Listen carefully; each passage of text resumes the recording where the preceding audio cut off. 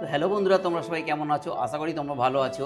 তো আজকের ভিডিওতে দেখবো কম্বোরে শহরে যে 30 লাখেরও বেশি মানুষকে গণহত্যা করা হয়েছিল, তারা সব কারা ছিল। তার আগে কোনো সাধারণ জনগণ ছিল না, কোনো কয়েদি ছিল। আর তাদের মারলই বা কেন, আর কেই বা মারলো, এই সব জানবো কিন্তু আজকের এই ভিডিওর মাধ্যমে। তো ভিডিওটা স্কিপ না করে পুরো দেখার চেষ্টা করো। আশা করি ভিডিওটা তোমাদের খুব ভালো লাগবে আর অনেক কিছু জানতে পারবে এই ভিডিওর মাধ্যমে। তো বন্ধুরা, এই সব জানার জন্য আমি এসেছি আমার ঘর থেকে 5 থেকে 6 কিলোমিটার দূরে তুলস লং জেনোসাইড মিউজিয়াম, যেটা অবস্থিত কম্বোডিয়ার রাজধানী নমপেন শহরে। আর এই মিউজিয়ামটা কিন্তু S21 জেল নামেও পরিচিত।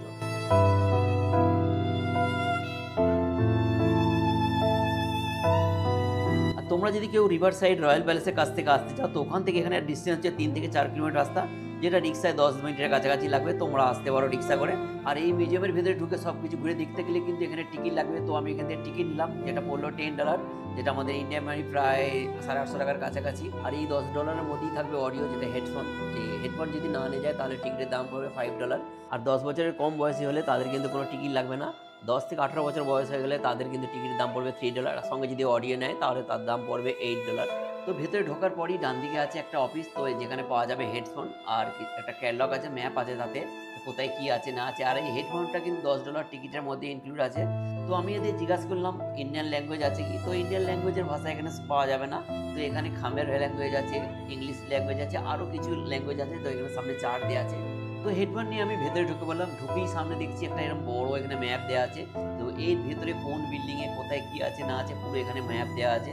তো তোমরা যদি বাই চান্স কোনোদিন কেউ এখানে আসো, তো এই ম্যাপ দেখে ভেতরটা ঘুরতে পারবে। তাছাড়া টিকিট কাটার সময় তোমাদের একটা ম্যাপ দেবে, তো ওই ম্যাপ দেখে পুরো ঘুরতে পারবে তোমরা। আর এই যে কবরগুলো দেখছি, এই কবরগুলোর মধ্যে কিন্তু 144টারও বেশি মানুষকে এখানে কবর দেওয়া আছে। 1979 সালে যেসব মানুষগুলোকে মারা হয়েছিল, মারার পর কিছু বডি এখানে পাওয়া যায়, সেই সব বডিগুলোকে এইভাবে কবর দেওয়া আছে এখানে। আর এটা কিন্তু আগে থাকতে কোনো কবরস্থান ছিল না। 1975 সালের আগে এটা একটা প্রাথমিক বিদ্যালয় ছিল। তো এই প্রাথমিক বিদ্যালয় থেকে একটা কবরস্থান কী করে হলো, S21 জেল কী করে হলো, এসব জানবো পরে। তো আগে দেখিনি এখানে বিল্ডিংটার ভিতরে কি আছে। এখানে কিন্তু 4টে বিল্ডিং আছে, A B C D করে। তো আগে আমি এ বিল্ডিংটা দেখে নিই কোথায় কি আছে, পরে দেখবো আরো অন্য বিল্ডিংগুলো। আর এখানে প্রত্যেকটা বিল্ডিংগুলো কিন্তু 3 মহলা করে। তো আমি ফিলহাল উপরে চলে এসেছি 3rd ফ্লোর। তো 3rd ফ্লোর থেকে নিচে যাব। আগে 3rd ফ্লোরটা দেখে নিই কোথায় কি আছে। তো 3rd ফ্লোরে আমি যে ঘরটা এসেছি, এটা একটা স্টোরেজ রুম ছিল। 2014 থেকে 2017 পর্যন্ত এটা একটা স্টোরেজ রুম ছিল। মতলব 1975 থেকে 1979 সাল পর্যন্ত যেসব মানুষগুলোকে গণহত্যা করা হয়েছিল, তাদের যে জামা কাপড়গুলো ছিল, সেই সব পোশাকের কিন্তু এটা একটা স্টোরেজ রুম ছিল। কারণ তারই এখানে কিছু ছবি রাখা আছে দেখছি।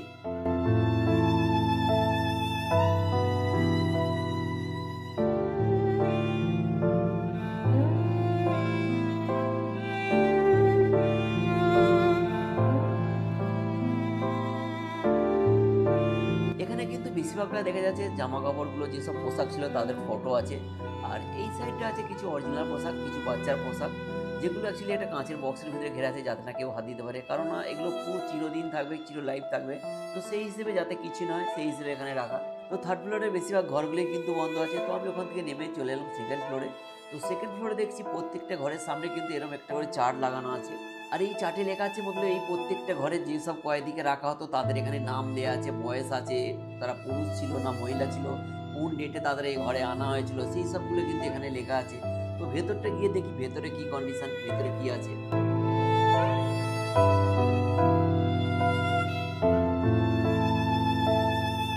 তো বন্ধুরা, ঘরের ভিতরে ঢুকেই দেখলাম সে এক কি ভয়ঙ্কর দৃশ্য। এইসব দৃশ্য দেখে আমার কিছুক্ষণের জন্য গা শিকড়ে উঠল।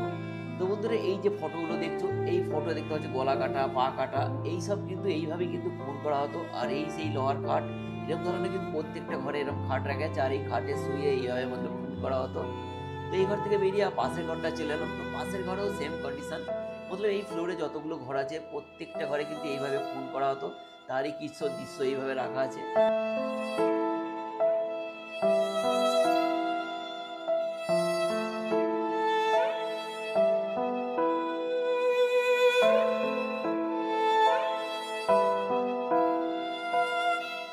তো 2nd ফ্লোরের কিন্তু প্রত্যেকটা ঘরেই সেম কন্ডিশন, কিভাবে মানুষকে মারতো তারই ফটো রাখা আছে, এরকমভাবেই সব খাটে রাখা হতো। তো এই সব দেখার পর আমি 2nd ফ্লোর থেকে 1st ফ্লোরে চলে এলাম। তো 1st ফ্লোরেও এসে দেখি প্রত্যেকটা ঘরের সামনে কিন্তু এরকম চার্ট দেওয়া আছে, যে এই ঘরে কাকে কাকে রাখা হতো, তারা পুরুষ ছিল না মহিলা ছিল, তাদের বয়স কত, কোন ডেটে এই ঘরে রাখা ছিল, সেই সব কিন্তু এখানেও সেম কন্ডিশন যেমন 2nd ফ্লোরে। তো 1st ফ্লোরেও সেম দেখতে পাচ্ছি যে প্রত্যেক ঘরে এখানেও কীভাবে হত্যা করা হয়েছিল তারই কিছু এখানেও দৃশ্য রাখা আছে।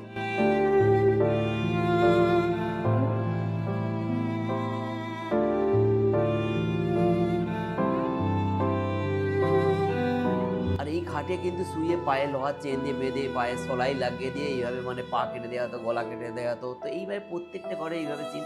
তো প্রত্যেকটা মানুষকে কিন্তু এইভাবে মারা হয়েছিল। খামের সরকার যে এত নিষ্ঠুর ছিল যে চিন্তা করার নেই। যে এখানকার স্থানীয় লোকের মুখ থেকে শোনা যায় যে যে একটা ১৫-১৬ বছরের বাচ্চা এক মুঠো ভাত বেশি খেয়ে নিয়েছিল বলে কিন্তু তার পেট কেটে ভাত বার করার চেষ্টা করা হয়েছিল। ভাত খাওয়ার পর কি ভাত ফেরত পাওয়া যায়? কি পাগল! এত নিষ্ঠুর ছিল বলতে এত নিচে নেমে গেছিল যে চিন্তা করার বাইরে। তো আমি শুনেছি নাকি সেই বাচ্চাটার বডিটা কিন্তু এখানে কোনো একটা হসপিটালের ভিতরে এখনো কিন্তু রাখা আছে। তো আমার মনে হয় না সেখানে আছে, রাখা আছে বলে। তো আমি চেষ্টা করবো ওটা দেখার।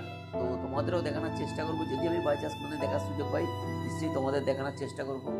তো বন্ধুরা এটা ছিল এ বিল্ডিং। এ বিল্ডিংয়ের প্রত্যেকটা ঘরে কিন্তু রাখা হতো যেসব কয়েদিকে কীভাবে খুন করা হতো তারই পুরো এখানে দৃশ্য দেখানো আছে এখানে। তো এ বিল্ডিং শেষ হয়ে গেছে, আমি এবার যাবো বি বিল্ডিং। তো এরই সামনে আছে বি বিল্ডিং। তো চলো আগে দেখা যাক বি বিল্ডিং কি আছে দেখি। আর এই বিল্ডিং এর সামনে এরকম কিছু রাখা আছে, এই যে এগুলো গামলি গাছ দেখছে এগুলো সিমেন্টের বানানো আছে। এতে কিন্তু জল ভরা থাকতো আর এই জলে এতে ডুবিয়ে মারা হতো মানুষকে। তো এখানে তারই কিছু এরকম ফটো দেওয়া আছে, তো দেখতে পাচ্ছি এখানে।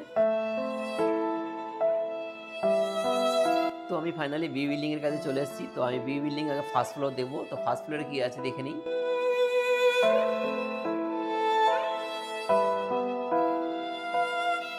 তো বন্ধুরা এই যে দেখছি এখানে এত ফটো লাগানো আছে, এদেরকে কিন্তু 1975 সালের পর খুন করা হয়েছিল। এরা কিন্তু কেউ কোনো অপরাধী ছিল না, কোনো চোর ছিল না। এদের একটাই কারণ ছিল কি এরা শিক্ষিত হতে চেয়েছিল, এরা পড়াশোনা করতো, সেই কারণে কিন্তু এদের সবাইকে খুন করা হয়েছিল।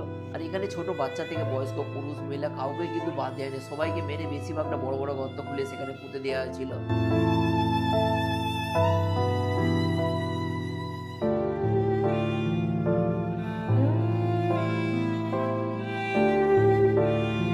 এই সাইডে যে দেখছো এগুলো এত লোহার সলাই আছে, এইগুলো দিয়ে কিন্তু পায়ে বেঁধে রাখা হতো, পায়ে বেঁধে বেশিরভাগটা খুন করতো, যেগুলো আগে ফটোতে তোমরা দেখেছো।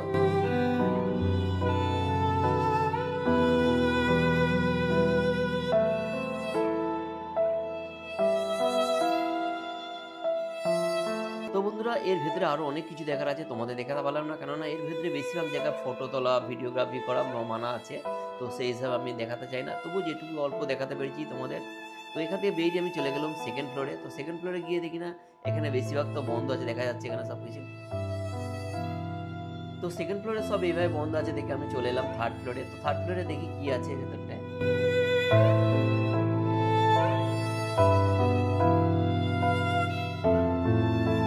তো আমি থার্ড ফ্লোরে চলে এসেছি। তো থার্ড ফ্লোরে এসে দেখতে পাচ্ছি যে এইভাবে একটা এখানে ফটো রাখা আছে।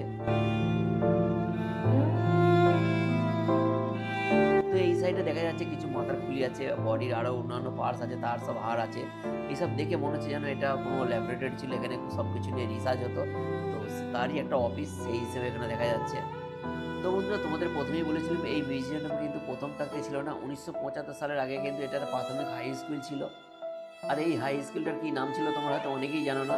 তো এই হাই স্কুলটার নাম ছিল তুয়ল সোয়াই পে হাই স্কুল। আর 1975 সালে পলপট নামের এক ব্যক্তি এই সব স্কুলগুলোকে তার নিজের কবজায় করে নেয়। কম্বোডিয়া শহরে যত স্কুল ছিল সব স্কুলগুলিকে কিন্তু তার নিজের অফিস করে নিয়েছিল, তার নিজের কবজায় করে নিয়েছিল। আর এই পলপট কিন্তু সাধারণ মানুষ ছিল না, সে ছিল কম্বোডিয়ান কমিউনিস্ট বিপ্লবী। আর এর জন্ম হয় 19 মে 2025 সালে। এই পলপট কিন্তু 1975 থেকে 1979 সাল পর্যন্ত গণতান্ত্রিক কম্বোডিয়ার প্রধানমন্ত্রী হিসেবে শাসন করেছিল। সেই সময় শুধু কম্বোডিয়ার রাজধানী নমপেন শহরে 20,000-এর বেশি মানুষকে গণহত্যা করেছে। আর পুরো কম্বোডিয়া শহরে দেখতে গেলে 30 লাখেরও বেশি মানুষকে গণহত্যা করেছে। আর এখানে একটা ম্যাপ আছে যে পুরো কম্বোডিয়া S21 জেলটার এখানে একটা ম্যাপ আছে। তো এখানে স্ক্রিনের ম্যাপ আছে, তোমরা দেখতে পারো।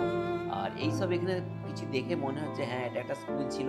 পুরোনো স্মৃতিগুলো এখনো আছে, যেসব চেয়ার টেবিল ব্ল্যাকবোর্ডগুলো আছে এসবগুলো এখনো দেখে মনে হচ্ছে যে হ্যাঁ এটা একটা সত্যিকারের স্কুলই ছিল আগে। তো তারই এখানে কিছু প্রমাণ এখানে এইভাবে আছে এখনো। আর এরই পাশে আছে একটা লাইব্রেরি, যেটা বই পড়ার ঘর। তোমরা যদি বাই চান্স কেউ আসো তো এখানে ঢুকতে পারো। তো এই ভেতরে পড়াশোনার জন্য ঢোকার জন্য টাইমিং আছে। তো এখানে চার্ট লেখা আছে যে কোন কোন টাইমে তোমরা আসতে পারবে। তো এই দেখো এখানে চার্ট, তো এটা দেখে তোমরা আসতে পারো।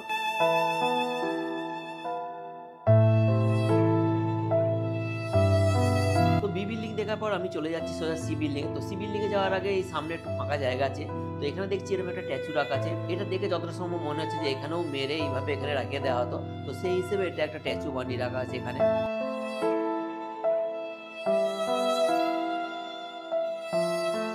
তো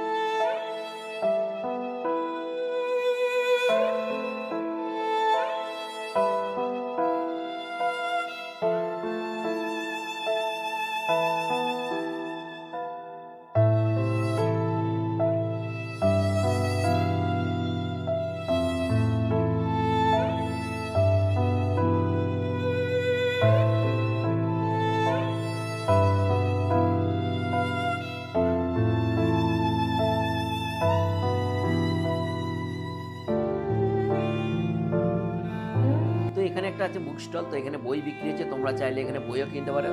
তোমরা পল পটের ব্যাপারে জানতে পারবে, খামেরুল শাসনে কী হয়েছিল, কীভাবে অত্যাচার করতো, তার কী কানুন ছিল, সব কিছু তাদের ডিটেলস আছে। তোমরা এখান থেকে চাইলে বই একটা কিনে নিয়ে যেতে পারো। আর আমার মনে হয় যেসব মানুষেরা হিস্ট্রি জানতে পছন্দ করে তাদের কিন্তু এখানে আসার একবার দরকার।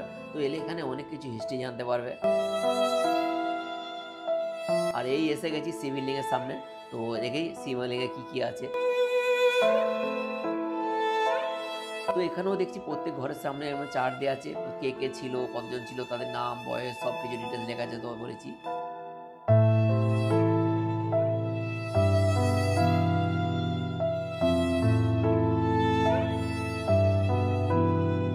তো বন্ধুরা, এই সেই জেল যেটা আমি আগেই বলেছিলাম, S21 জেল। তো এই তার নমুনা এক ঝলক তো দেখতে পাচ্ছ। যেমন জেলে লোহার খাঁচা করা থাকে, এখানে কিন্তু ইট দিয়ে এরকম ছোট ছোট ঘর করা আছে। তো এখানে বেশিরভাগ মানুষকে কিন্তু বন্দি করে রাখা হতো। আর বন্ধুরা, এই যে দেখছো দেয়ালগুলো ভাঙা, এগুলো কিন্তু এক একটা ফ্লোরে যতগুলো ঘর আছে, তো একটা ঘরে ঢুকলে প্রত্যেকটা ঘরে যাওয়া যাবে, সেই হিসেবে মানে দেয়ালগুলো ভেঙে রাস্তা করেছে।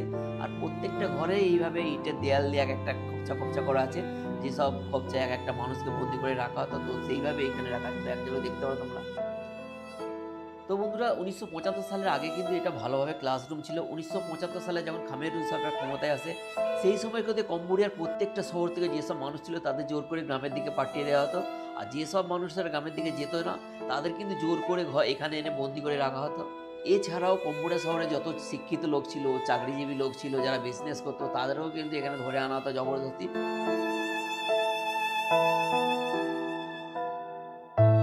তো বন্ধুরা, এই যে লোকগুলোকে ধরে এনে এখানে বন্দি করা হতো, এদের কিন্তু হামেশা এখানে রাখতো না, এদের নানা রকম কাজে লাগানো হতো। বেশিরভাগটা চাষের কাজে লাগানো হতো। আর যেসব মানুষরা পরপটের কথা শুনতে চাইতো না, কাজ করতে চাইতো না, তাদের কিন্তু মেরে ফেলা হতো এইভাবে এখানে। আর যেসব মানুষের বয়স হয়ে গেছে, কাজ করতে পারছে না, শরীর খারাপ, তাদেরকেও কিন্তু সব মেরে ফেলা হতো এইভাবে। আর যেসব মানুষ কিছু হয়তো আছে বর্ডার ক্রস করে চলে যাওয়ার, থাইল্যান্ড, ভিয়েতনাম চলে যাওয়ার চেষ্টা করেছে, তাদের কিন্তু সব গুলি করে মারা হয়েছে। আর বর্ডার সাইডে সব ল্যান্ডমাইন বিছানা থাকতো, তাতেও সব মানুষের মৃত্যু হয়ে যেত। তো সিভিল লিংয়ের ফার্স্ট ফ্লোরটা তো ছিল এইভাবে জেল বানানো। তো সেকেন্ড ফ্লোরে যাই, সেকেন্ড ফ্লোরটা গিয়ে দেখি এখানে কি বানানো ছিল।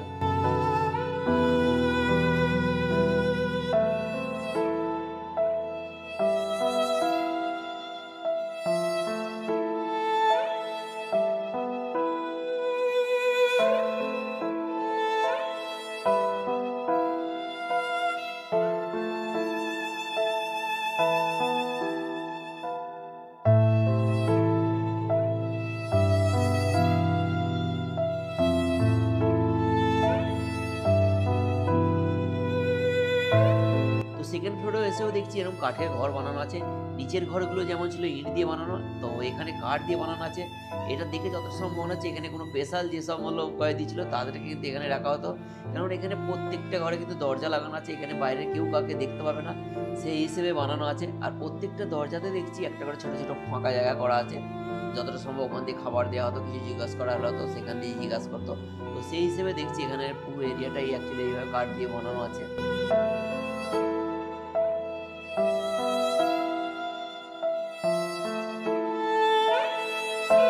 আর এই যে দেখছি লোহার নেট লাগানো আছে, এখানে হাত দিয়ে বানানো আছে। আর এই পুরো গ্যালারিটা অ্যাকচুয়ালি যে আছে লম্বা, পুরো লোহার নেট দিয়ে এবার ঘেরা আছে। এগুলো লাগানোর কারণ যেসব এখানে কয়েদিরা ছিল, বাই চান্স যদি কোনোভাবে বেরিয়ে এখান দিয়ে নিচে ঝাঁপ মারে, তো সেই হিসেবে কিন্তু এগুলো লাগানো ছিল। তো সেকেন্ড ফ্লোর দেখার পর আমি চলে এলাম সোজা থার্ড ফ্লোর। তো থার্ড ফ্লোরে বেশিরভাগ ঘর কিন্তু বন্ধ করা আছে, সব বেশিরভাগটা তালা মারা। আর প্রত্যেকটা ঘরের সামনে কিন্তু চার দেওয়া আছে। এসব দেখে মনে হচ্ছে এখানেও মধ্যে কয়েদিকে রাখা হতো, এখানেও মারা হতো। তো এইসব দেখার পর আমি চলে এলাম সোজা নিচে চলে আসছি। যাবো এবার ডি বিল্ডিংয়ে। ডি বিল্ডিংয়ে গিয়ে দেখবো কি আছে না আছে।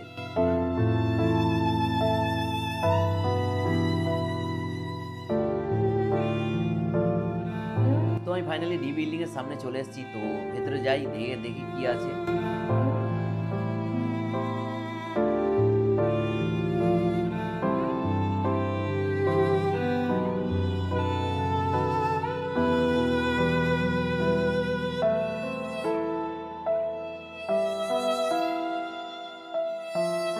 তো বন্ধুরা, এখানেও দেখছি অনেক ফটো লাগা আছে, যেসব বাচ্চাদের মারা হয়েছিল, বাচ্চাদের, বয়স্কদের, যেসব হলো কয়েদি ছিল। তো কয়েদি নম্বর হিসেবে প্রত্যেকটা মানুষের সিরিয়াল নম্বর আছে, তো সেই হিসেবে দেখছি এখানে আছে। সেই সব মানুষের এখানে এইভাবে ফটো রাখা আছে।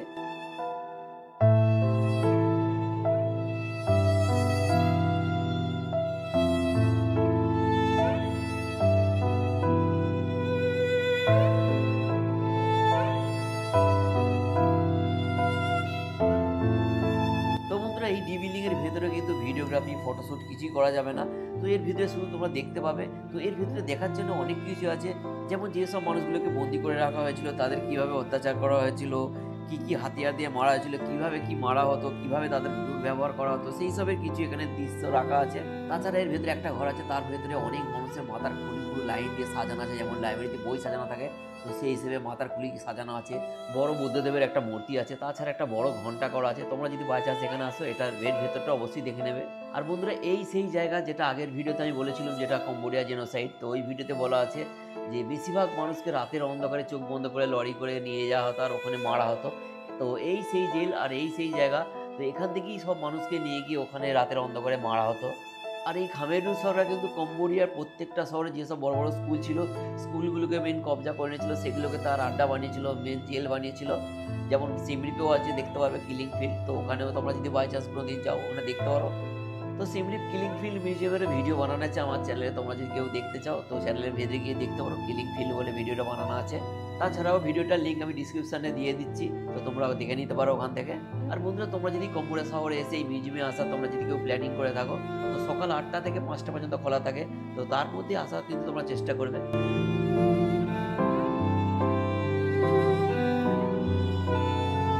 আর বন্ধুরা এই ডি বিল্ডিংয়ের সামনে অনেকটা ফাঁকা জায়গা আছে, তো এখানে দেখছি একটা সিমেন্টের এখানে স্ট্যাচু বানানো আছে, একটা মনুমেন্ট বানানো আছে, আর তারই আশপাশে এরকম সিমেন্ট দিয়ে বানানো আছে কবরস্থানের মতো।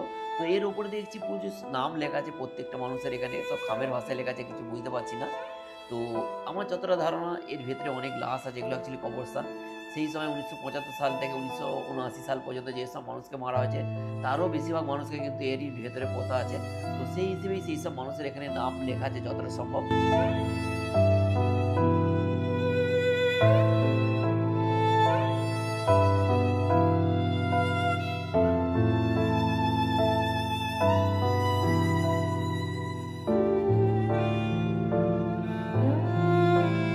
তো বন্ধুরা এখানে ঢোকার সময় যখন টিকিট কাটা ছিল, টিকিট কাটার সময় একটা হেডফোন দেওয়া ছিল অডিও শোনার জন্য, তো এই হেডফোনটা কিন্তু যাওয়ার সময় ফেরত দিতে হবে, তো আমি এখানে ফেরত দিয়ে দিলাম।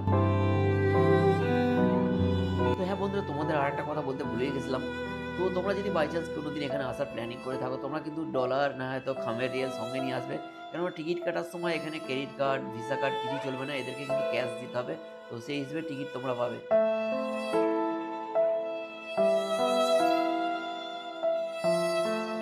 আর বন্ধুরা দেখছো এই যে এখানে নেট লাগানো আছে, পাইপ লাগানো আছে, এখান থেকে জল পড়ছে, এখানে গরমের জন্য অ্যাকচুয়ালি এগুলো লাগানো আছে। যখন অতিরিক্ত গরম হয় তখন কিন্তু এখানে এই মোটর চালিয়ে জলের দেওয়া হয়, কুয়াশা ভাব দেওয়া হয় তো ঠান্ডা রাখার জন্য। তো এখানে আমার এখানে গরমও লাগছে, তো জল পিপাসাও পাচ্ছে, খিদেও পাচ্ছে, তো অনেক সকালে বেরিয়েছি। তো রোডের সামনেই দেখছি এখানে একটা জুসের দোকান আছে, দেখি ওখানে গিয়ে কিছু পাওয়া যায় কি। তো বন্ধুরা এখানে আমি একটা জুস নিলাম, যেটা জুসের দাম পড়লো তোমার 10,000 রিয়াল, যেটা $2.5। যদি ইন্ডিয়ান কারেন্সি দেখি 215 থেকে 220 টাকার কাছাকাছি পড়ছে। তো এর ভেতরে খাবারও পাওয়া যায়, এটা একটা সঙ্গে রেস্টুরেন্টও আছে, যেটা ম্যাঙ্গো রেস্টুরেন্ট। তো বাই চান্স তোমরা যদি কেউ এখানে এসে থাকো, যদি খাবার প্ল্যানিং করে থাকো, তোমরা এখানে খেতে পারো, ননভেজ খাবার পাবে। তো ননভেজের মধ্যে কিন্তু এখানে অনেক উল্টোপাল্টা মাংস ইউজ হয়, তোমাদের আগেও বলেছি। আর তোমাদের যদি মনে হয় না এখানে খাবো না, আমার ইন্ডিয়ান রেস্টুরেন্টে ইন্ডিয়ান খাবার খাবো, তো এখান থেকে 5 থেকে 10 মিনিট দূরে আছে যে রিভার সাইড, অনেক ওখানে ইন্ডিয়ান রেস্টুরেন্ট পেয়ে যাবে, ওখানে নানা রকম ইন্ডিয়ান খাবার খেতে পারবে। তো এই ছিল আজকে আমার ভিডিওটা যদি তোমাদের ভালো লেগে থাকে তো ভিডিওটাকে লাইক করবে, কমেন্ট করবে আর বন্ধুদের কাছে শেয়ার করে দেবে। আর যদি চ্যানেলে নতুন হয় চ্যানেলটাকে সাবস্ক্রাইব করে দেবে। তো আজকের জন্য বাই, রাধে রাধে।